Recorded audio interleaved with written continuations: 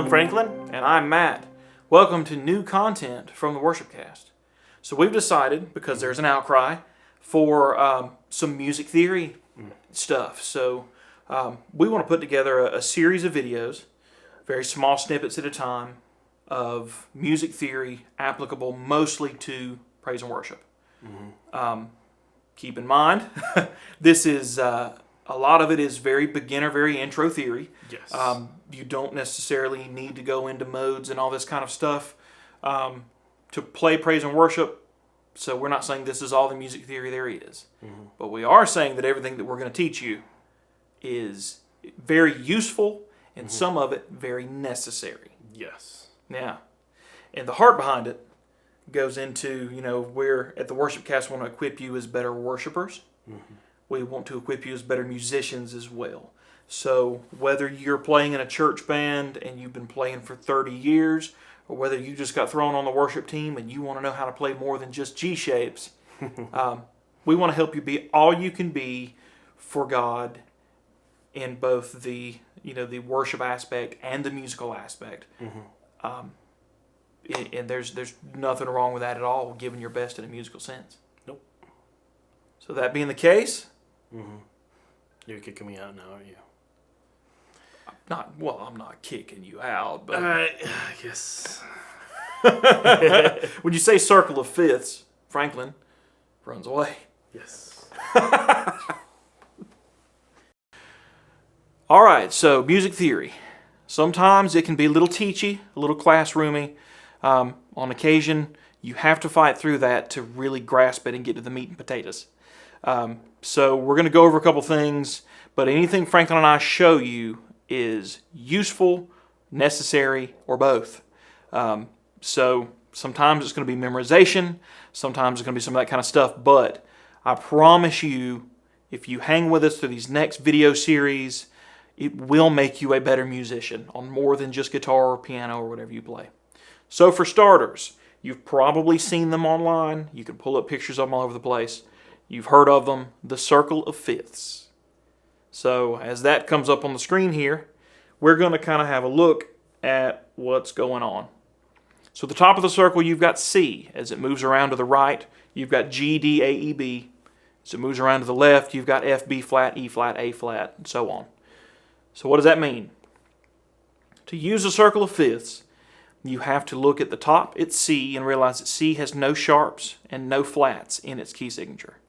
As you move to the right one, to G, it has one sharp. As you move to D, it has two. As you move to A, it has three. The other side's the opposite. F has one flat, B flat has two flats. So you just add to it as you go around the circle. In the next diagram, I'm going to show you the next thing. So these are the order of sharps and the order of flats. So while they're on the screen here, take notice that they're the same thing, just reversed. If you need to make an acronym or something, the order of flats is the word bead, then GCF, whatever it takes to memorize. So I've just given you a lot of information. Looking on the next chart that I've got here for you, I've combined the two. So as that comes up, you've got the circle of fifths, you've got the order of sharps, you've got the order of flats all on the same page here. This is the first time I'm going to ask you to look at this and memorize it. If you look around the circle, that order of flats, the B, E, A, D, G, C, F, repeats itself many times around. Memorize this. If you have to sit down and draw a circle on a piece of paper while you're at work just to memorize it and jot it down, do it. It's worth the time, I promise you. Here's why. As we go up to chart 4, you'll see where I've added the sharps and I've added the flats beside each one. Pause this, print it if you want to. We'll have some resources out for you to do the same thing. So as you go around the circle, C has no sharps or flats. G has one sharp, and it's F because of the order of sharps. D has two sharps because it's the second one in the circle. It has two sharps. They are F and C. You just take however many it has, Take that many from the order of sharps and plug it in. If you go to the flats, F has one flat, and it's B because of the order of flats. B flat has two flats, B and E. So moving on from there, picture number 5, chart 5, whatever you want to call it, has some examples for you. It has the key of G, the key of D, and the key of E flat, just to show how from the previous chart that I got to those things. Now, why in the world is all this important?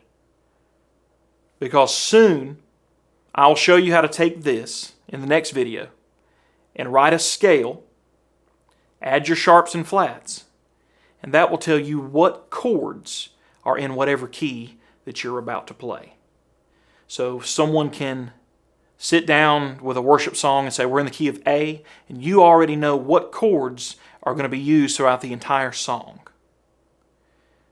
So I know memorizing and that kind of stuff is very schoolish and bookish, but please listen to me.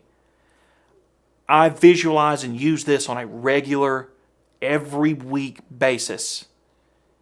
And it's leaps and bounds above just trying to remember what all chords are in each key when you've got a chart that'll tell you.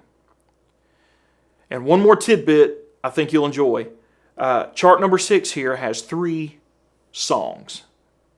3 very good church songs. So we start with Amazing Grace. If you'll look, even if you can't read music on that top one, beside the treble clef on the left side of the staff there, you'll see 4 flats.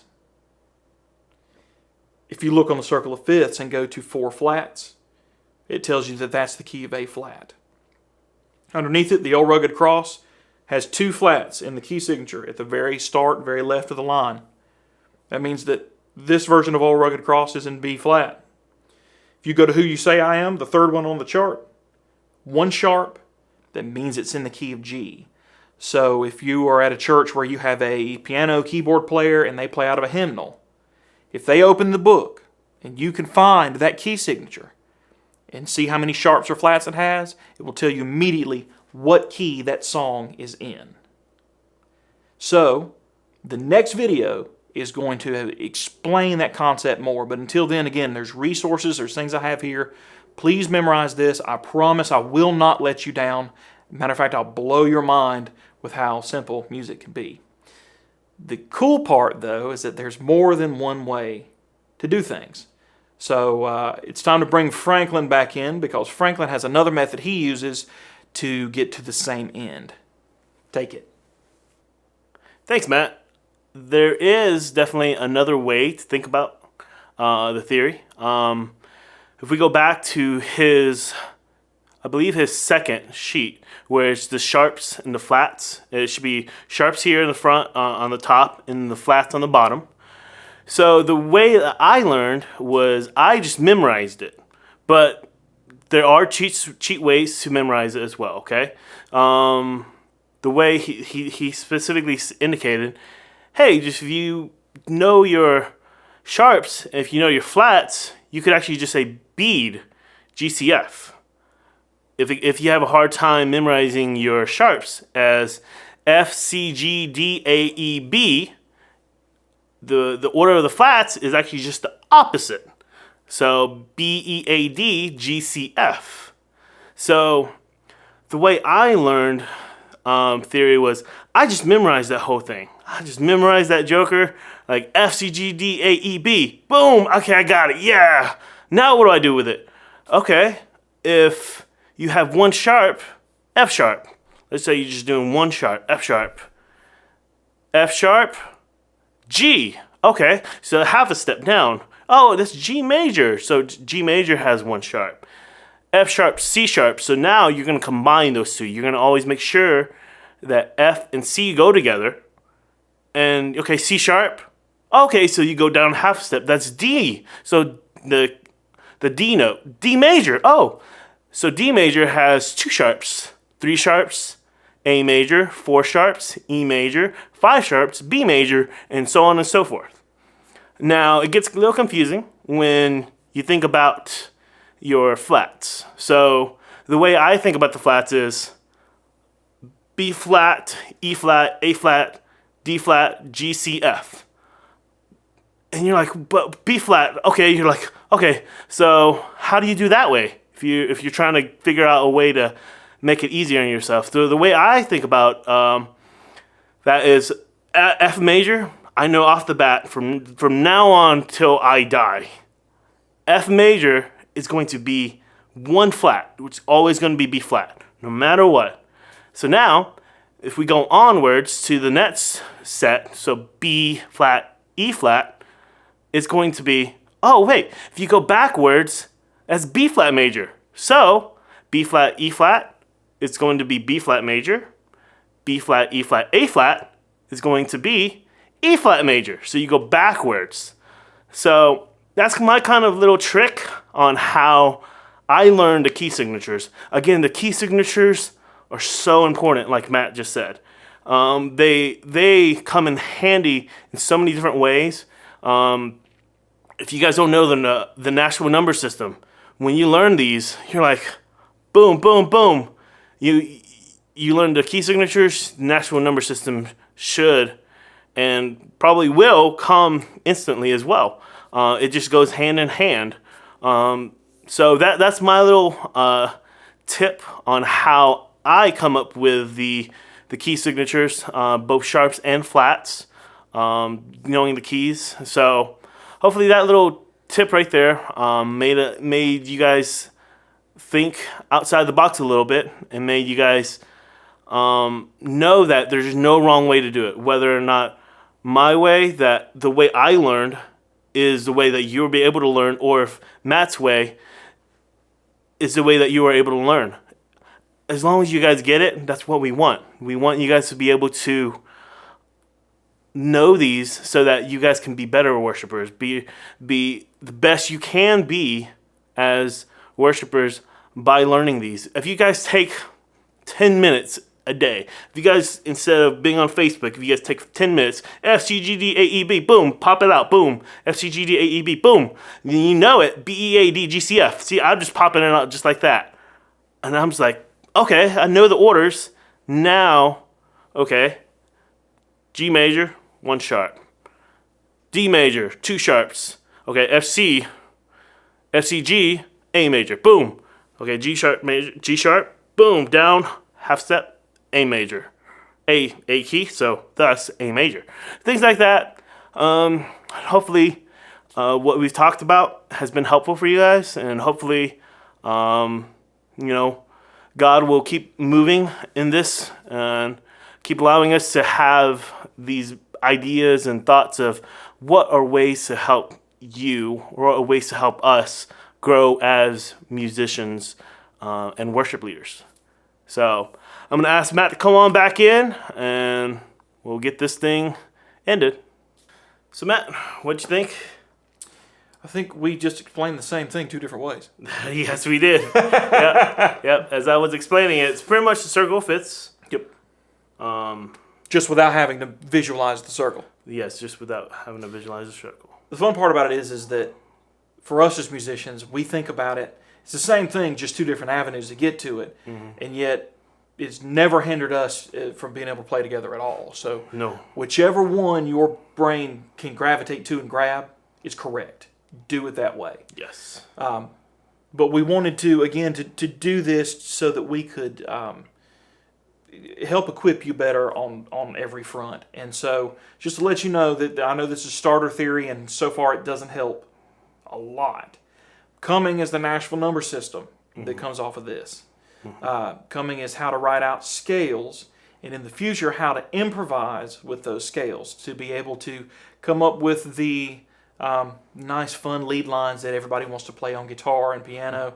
We can teach you how to make those up on the spot through this music theory. So there are wonderful, wonderful things coming, but you have to get there first. We also know this is not the end-all, be-all of theory. No. If you, if you want to get into some jazz theory and some of these other kind of things, we can help. He can help. You can help. But you're not going to use a whole lot of it for praise and worship, and that's what we're focusing on with this. The other thing is if this doesn't make any sense, you're watching this, but I want to know theory, shoot us a message at the WorshipCast. We will help you, personally help you figure it out. Because you can't grow community if you're not willing to help and to be part of it. So we hope you guys have enjoyed this video. We hope it helps. Let us know if there's anything we can do. Like, comment, subscribe, YouTube, Facebook, Instagram, and we will see you guys in the next video and the next theory video, the Nashville number system.